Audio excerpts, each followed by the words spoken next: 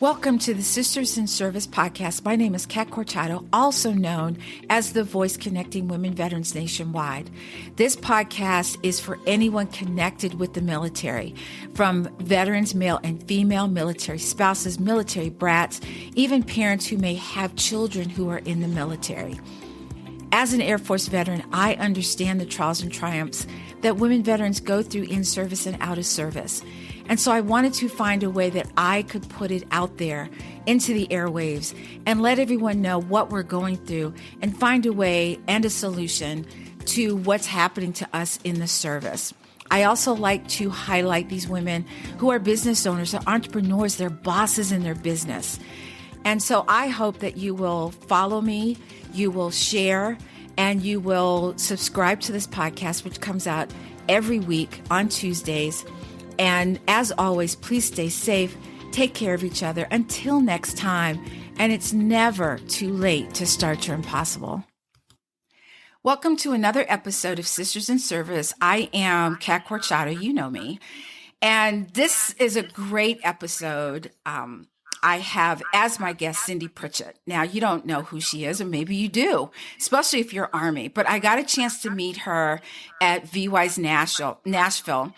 And reached out to her and asked her if she wanted to be a guest, and she so kindly said yes. But let me give you a little bit of background. So Cindy came into the Army from 1973 and retired in 2010. That's 36 years of service. So we're going to talk a little bit about the changes that she has seen in the military. She's on the VY's Advisory Council. She was the 2013 VY's First initiative. She received that medal. And the VY's First recognizes significant firsts for women in the military. In 2009, she was inducted into the Army Women's Foundation Hall of Fame and is currently on the board of directors. So, yeah, she's kind of a big deal, y'all, just saying. So, Cindy, welcome. Thank you. It's good to be here. It's so great to have you here today. All right, Cindy, so reading your bio, back in 1973, there was a lot going on and not a lot of it was good. A lot of people didn't really look at the military as a good thing. But my question to you is, what was your initiative for going in the military? Was it something you always wanted to do? Or did you just say, let me go in the Army, see what that's about? Well, no, I mean, it was something always in the back of my mind. I mean, I thought about it when I was in 8th grade. It was, I was a senior in high school, getting ready to go to college. I thought, had a couple of offers, couple of scholarships, in-state, out-of-state. My father and I got in a big argument about where I was going to go to college. Up front, I'll just tell you, my father was an alcoholic, so we didn't see eye to eye on a lot of things. And I wanted to stay in-state, stay home, closer to home, but far enough away. But if something happened, I could get home.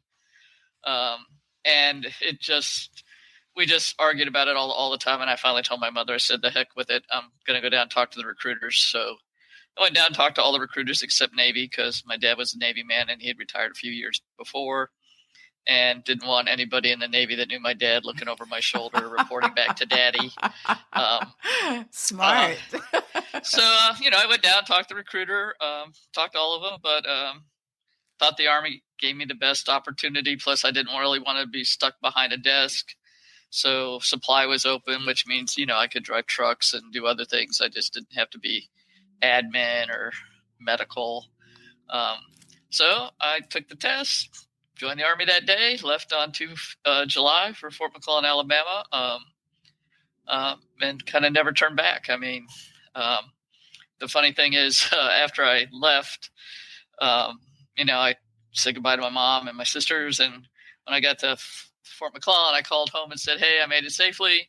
She goes, oh, there's somebody here who wants to talk to you. And it was my dad. And he goes, okay, you can come home and you can go to school where you want to go. I'm sorry. And I'm like, you of all people should know I just can't up and come home now. I wanted to stay close to home, but, at the end of the day, I was like, I can't do this anymore. So it's kind of like cut your nose off to spite your face. But right. In the end, it turned out to be the best decision I ever made in my life. So it sounds like you chose the Army, because if you, went to different recruiters, you kind of just said, I like this one. Yeah, I mean, they were a little bit more open, said, I could do these things. The Marine Corps is very niche, and pretty much it was admin or medical. Air Force, the Air Force doesn't really guarantee you a job. So, I mean, this one said I would be a supply clerk and gave you the job description and all the things that you got to do. So that was kind of like, it was very detailed in that, or in the Air Force, you kind of join a career field. Yes. And then you, wherever you they go send anywhere, you, right? Wherever you go after that. So that's why I joined, What was the culture like in 73 for women in general? Did you see a lot of women, or was it just, it didn't really matter to you? It didn't really matter, but so the Women's Army Corps was still separate from the Army.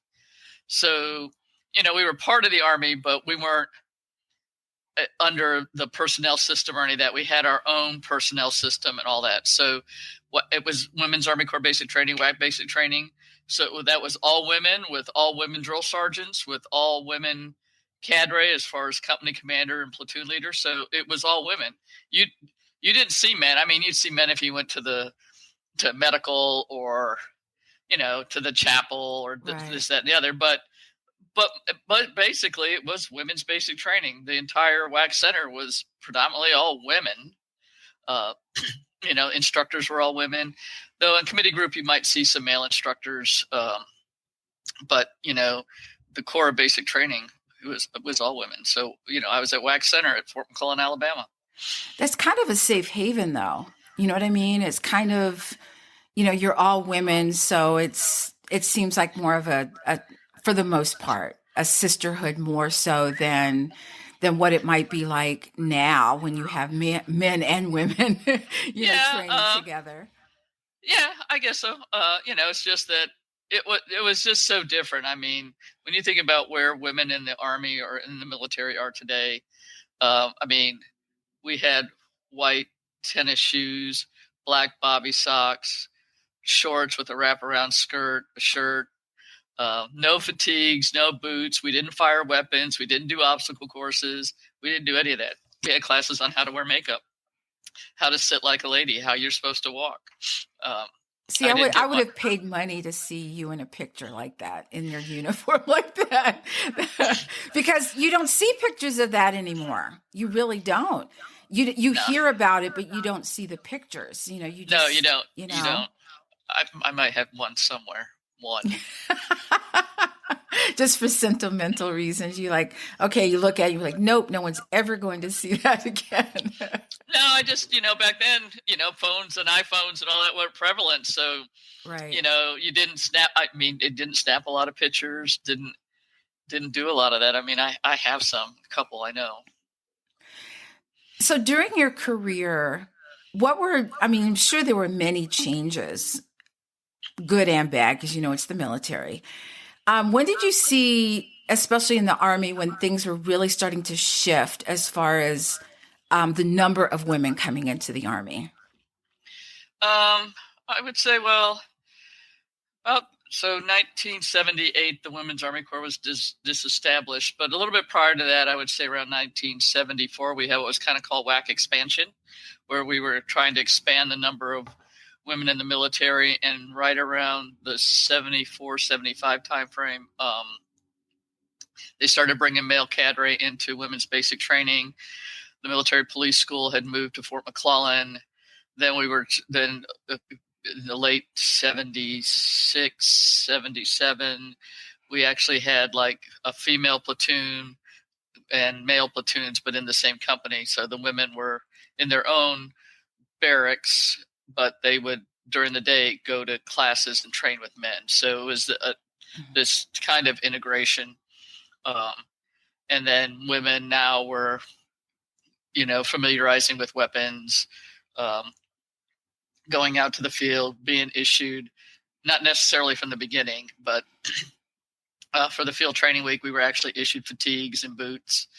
And then once the Women's Army Corps was disestablished, and we were fully integrated into the Army, you didn't see a lot of senior female leaders when you went out to the field. Right. So a lot of those women that were the senior leaders that were in the Women's Army Corps, so the first sergeants and the sergeants majors, a lot of them, when the Corps was disestablished, decided it was time to retire. They just didn't see themselves transitioning to an army without the Women's Army Corps, because they got rid of our Pallas Athena and we started wearing our branch insignia, so quartermaster, transportation. So the whack brass of the Pallas Athena went away. So, so for them that had grown up, as WACs, it was a tough transition for some of them. Some of them did transition, but not a lot of them. I mean, and I understood that. So like when I went to my first assignment as a Sergeant E5, I was the senior female. You didn't see senior E7s, E8s, and E9s. The E6, some of the E6 and E7s, like drill sergeants and stuff, they stayed around, and then went out into the Army. By 78, I left drill sergeant duty in July of 78 and went out to the Army. And that was kind of a shocker, Yeah. Got to the unit, and as an E5, you're the senior female. You're like, wait, what? I'm in charge? Well, there was a female company commander. Yeah. We had a female company commander and I think one other female lieutenant over in the headquarters. So you were few in the units because they were starting to integrate us into the units. Well, I know I came in on delayed enlistment, and when I went into the Air Force, so I signed the paperwork in 79 and went active duty in 1980, and our flight was the first to have a male training instructor. We were one of the first flights, which was unheard of in the military. You know how fast stuff moves in the military, not very. And right. Even during my career, so I left the military, or not left. I was not asked to retire. It was just time to go. So I retired in 2000. And even in that time frame, it was unusual to see a woman officer, who was higher ranking than, say, lieutenant, captain, or whatever. And you kind of watch them in awe, you're like, ooh, a female officer. So right. I can't even imagine what it'd be like to go and you're like, the senior instructor. You go to your first assignment. During your career, because you've had this amazing military career, and how did you stand out? Because things change. You went from all women to men and women, and sometimes it's kind of hard to establish yourself and I'm not saying all men, but sometimes they're a little reluctant to listen to you. So what is it about you that made you stand out and for men to listen to you as a leader?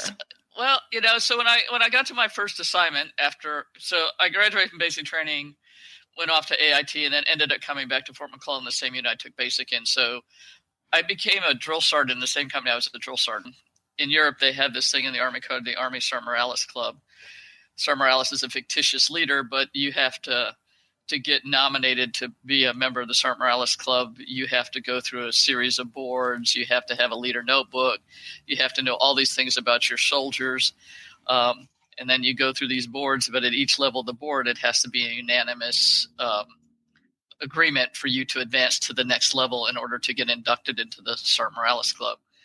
So I got inducted into that as a staff sergeant, and that was kind of like a stepping stone because it kind of puts you out that you're elite, you're this leader. I had these male leaders that saw something, and then I'm one of those people, if you ask me to go do something, I don't tell you no.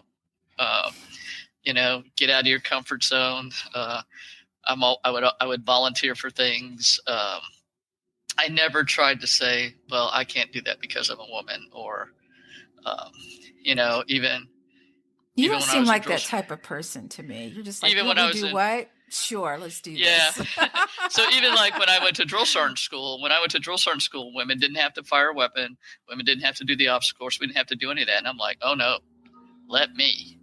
I want to do it all. because at some point, if it was going to change, so why not get in on the ground floor? Right. So you're on the fast track. That's what we call it in the Air Force, the fast track. Yeah, I mean, I stayed in E5 a little while, but made staff sergeant, and then I made E7 in 9 years, E8 in 13, and E9 in 16. Wow. So yeah, fast track, I guess. Somewhat fast. So when you went in, a lot of people when they go in the military, they never say, I'm going in and I'm doing 20 or 30 or whatever. Did you know you were going to stay that long? No, I went in for 3, met my drill sergeants, Drill Sergeant Karen Siddons and Drill Sergeant Mary Allen.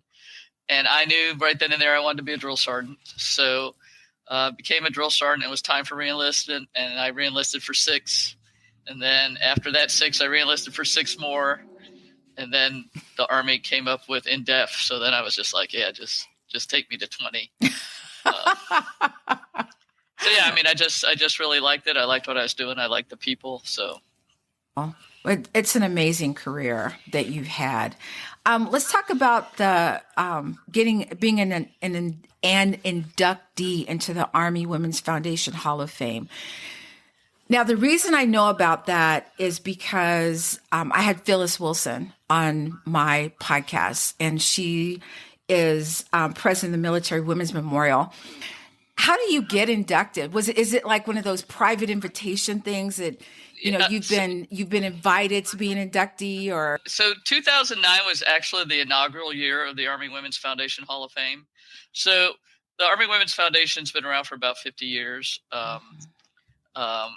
Its name's changed a little bit over those 50 years, but so the president at the time, Major General retired D. McWilliams, was trying to look for a way to honor and recognize women and keep our history going. So she called me on the phone and said, I was still on active duty at the time, but getting ready to retire. She goes, "Hey, Sergeant Major, we want to let you know that you've been voted into the Army Women's Hall of Fame with one of 2. The other was Brigadier General retired Pat Foote, who happened to be my battalion commander when I was a drill sergeant back at Fort McClellan. So there's a little connection there. Yes. So of course I said yes. Of course you did. Who says no to that? Right. So the foundation has a criteria. Women or a man could, but who have championed the cause of women in the service, have been trailblazers. So we have a set, and people can nominate people, and then the board will vote on those nominations that have been submitted, and if they see if they meet the criteria, and if they meet the criteria, and we vote yes, then we annually have a Hall of Fame induction, usually in the month of March, in honor of Women's History Month. We try to make sure it's equitable across the board. So a couple of times I think it's been general officer heavy, but now we're trying to make sure that we have warrant officers, and enlisted represented in the foundation. That the general officers are high profile. We see them all. It's very well publicized. Absolutely. So we advertise on Facebook. We advertise on Instagram. We advertise on Twitter. In fact, nominations are open now. You can go to the AW website and click on it and nominate somebody. There's a nomination form, and you just go through step by step, list all their achievements, and then a little paragraph on why you think they should be inducted into the Army Women's Hall of Fame. And the board, actually, I'm the one responsible now for collating all the nominations and preparing the packets for the board to review and then vote on. How many nominations do you get per year? It's kind of hit and miss. I mean, like this last class, I think we had 13. So, and it was across, we had nurses, we had some 3-stars, we had some warrants, we had a staff sergeant. It's about the achievement, not necessarily the rank, which is what I try to put out there, and it's just spreading the word. And I also do some research to see if there's anything out there that we missed, and we will do people posthumously if we find them. Back then, people weren't telling her story and her history. Weren't. So the mission of the foundation is to promote women in the military, particularly Army women, to maintain our history. So that's kind of what the Hall of Fame does. Can I just say that I just think it's so forward thinking, women back at that point were saying, we're already thinking, hey, let's preserve the stories of women veterans. And I looked online, I don't see one for the Air Force. I don't see one for the Marines. I don't see one for the Navy. I'm not saying it's not out there. I just didn't find it. So I think it's pretty cool that women at that point in time, when women were still, you graduate from high school, you get married, you have kids, and you live your life. It's a way to promote the foundation, to say, hey, here's why you need to belong. And especially for young people today, helping them understand that you have a lot of opportunities that you take for granted. I never in my lifetime thought I would see women going to Ranger School. I mean, I'm over the moon. Yes. But, when I joined, I couldn't go to airborne school. I couldn't go to air assault school. That happened a few years after I joined. But from, say 1977, that's when airborne school opened up. 1977 to 2000, a couple years ago that we opened Ranger School? Right. That's a pretty big gap. That's a big gap. It's a huge gap. So, I used to always have these arguments. If you tell me that Ranger School is the best leadership school in the Army, then why are not all soldiers afforded the opportunity to go to Ranger School? Hello, right? And if there's a fitness criteria, then that's the criteria. And if I'm a firm believer is you set the criteria and you let water seek its own level. And if women can meet that mark, then they can meet it. There are some that will want to do it, and there are some that won't. I mean, if you open the infantry to me when I was in, as much of a tomboy as I am, if I was still young, maybe I'd have done it, but I wouldn't have probably said, oh, I'll go do it now. I'm like, no, if you're going to let me go be combat armors, maybe I'll be a tanker, so I'll have armor volume and I'm in a track and I can shoot big bullets. I don't know. I'm not, I'm 36 years old. I'm not going to carry, 100-something pounds on my back. Right. But there are women that want to do that, and God bless them, and they should be afforded the opportunity. They should be allowed to do that. Yeah, it's not my thing. I'm just going to say. So I'm just like, remove the barriers, set the standard, and then let those who want to apply. And at some point, you will get critical mass. We're seeing it in the infantry. We've seen it. We've got almost over 100 women now that have graduated from Ranger School, if I'm not mistaken. That's amazing. So when the first two went through, I was just in awe. I was just like, who'd have thought? I didn't think I'd see it in my lifetime. Yeah, it's good to see. If you want to do it, then you should be allowed to do it. But again, how fast things happen in the military. Change is coming, but don't hold your breath. Right. It's going to be a while. But I have to admit the pace of change has picked up a bit. A little bit, yeah, it has. We have female company commanders in the old guard now. We have women guards at the Tomb of the Unknown Soldier. We haven't completely shattered the glass ceiling, but we've made significant strides. We've made significant strides. And, it's always good for young people to hear what the women before them went through. Like, the only thing that was ever really truly equal when I joined back in 1973 was the pay. The pay was the same regardless of your pay grade.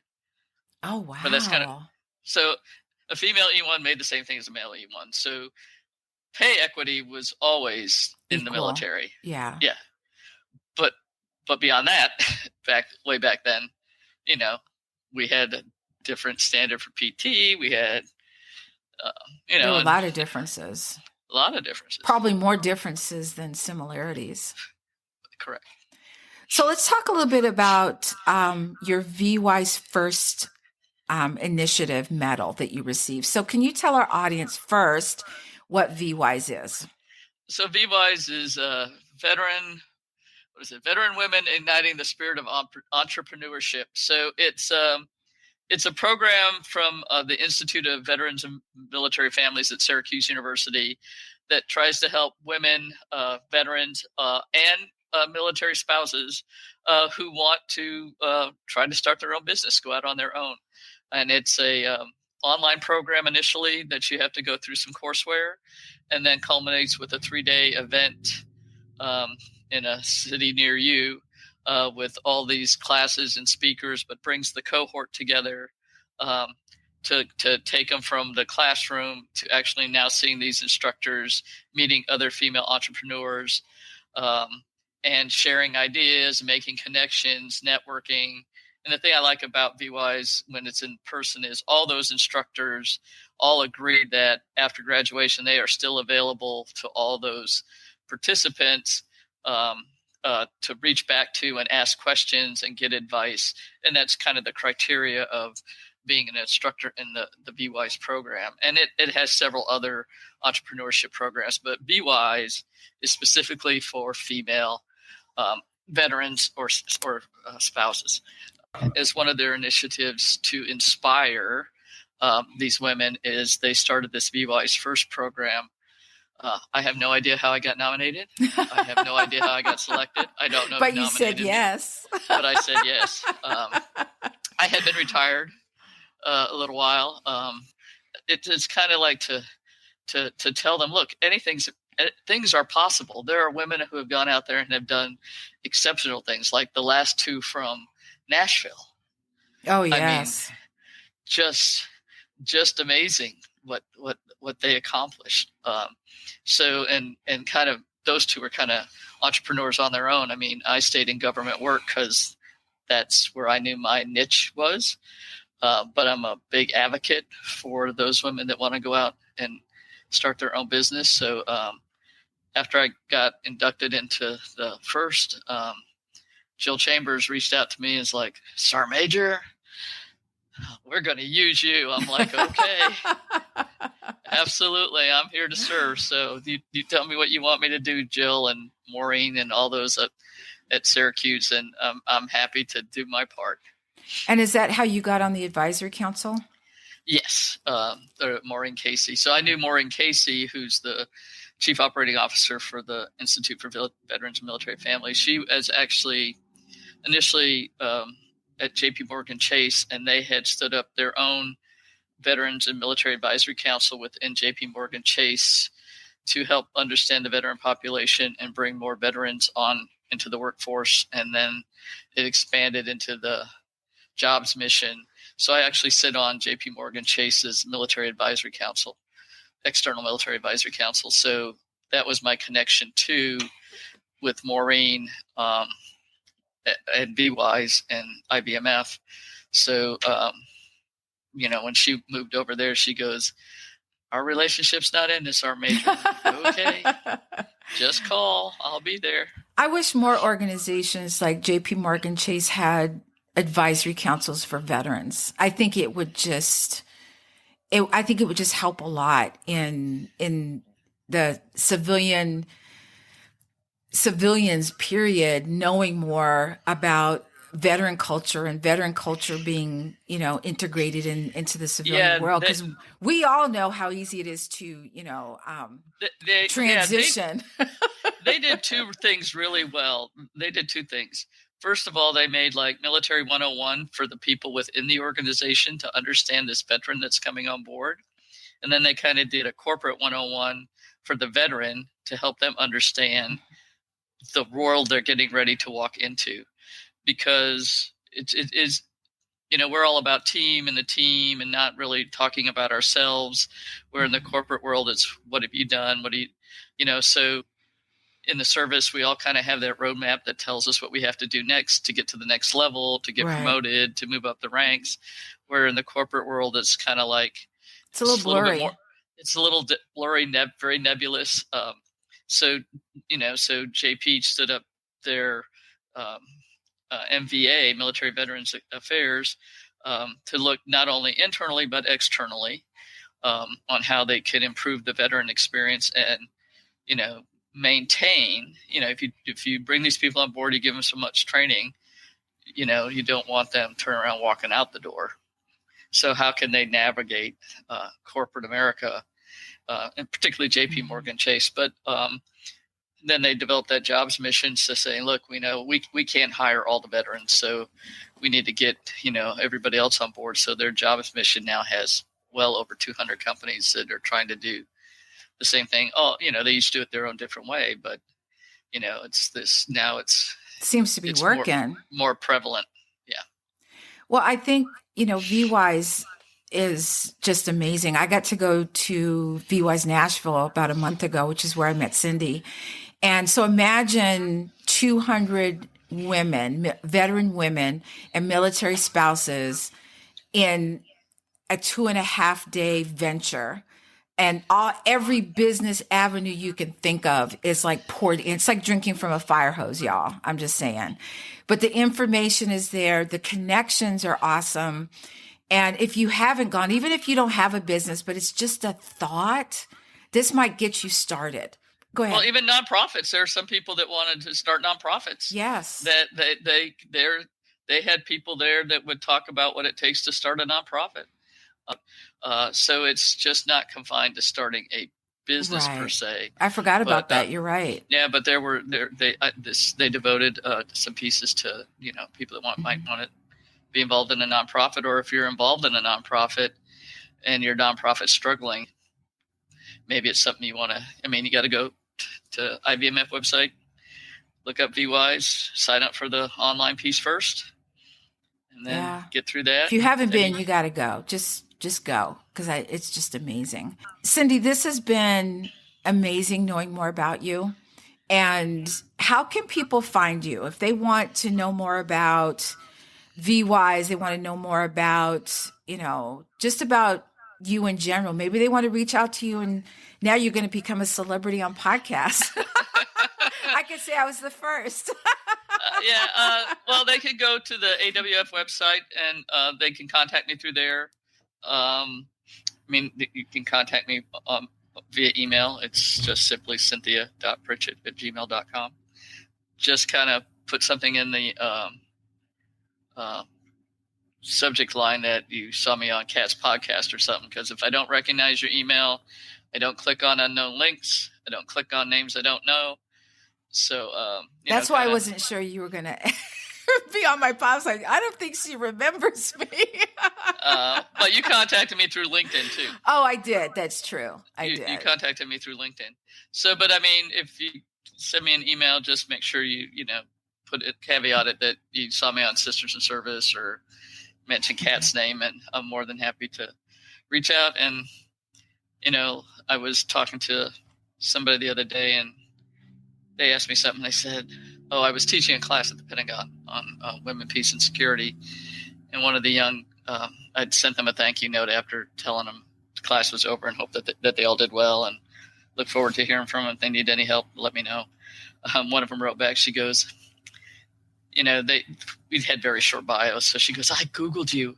I can't believe what I found.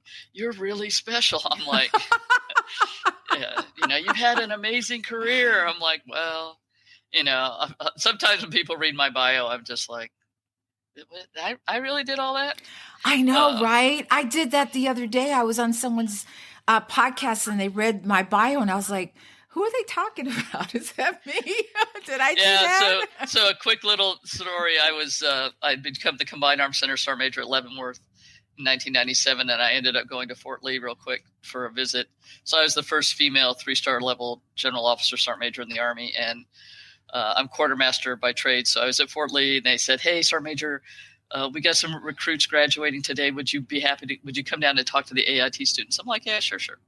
So we're sitting there waiting to be introduced, and the curator of the Quartermaster Museum gets up to introduce me. He goes, "Troopers, you're in for a real treat. Today we have living history." And I sat there, I'm like, oh my God. I've been introduced a lot of ways in my life, but never living history. But when you think about it, I joined in the 70s, then the 80s, and the 90s. So I served over 4 decades. So yeah. I guess that's a compliment. It was a compliment. I mean, for a minute, I felt kind of like, okay, living history. But he meant it as a compliment. And when you think about it, I was like, yeah, I've gone through several different changes and phases in our Army and our military. So, yeah. Absolutely. Pretty awesome. Well, thank you for being here today. And, from one veteran to another, thank you for wearing the uniform. I think it's important that we say that to each other because, yes, absolutely. You and I both know, what we went through to wear the uniform and what it means. So thank you to both. And it's been a pleasure having you as a guest and knowing more about you. Because I thought, I'm going to read her bio, and I was like, oh, good grief, it'll be a half an hour before I get through it. Yeah, exactly. Yeah, and I'm glad you didn't. So, but I did, and thank you to you for doing the Sister in Service podcast. Here's another way to capture women's history, to share information with women. So, thank you for what you're doing to keep the veteran community informed and spread the word that, girl power. Yes, right. Girl power. Well, Cindy, I'm going to be watching your meteoric career. You're already up there. I think I need like a telescope now to see what you're doing up there. But thank you, everybody, for listening in. As always, stay safe, take care of each other. Until next time, and it's never too late to start your impossible.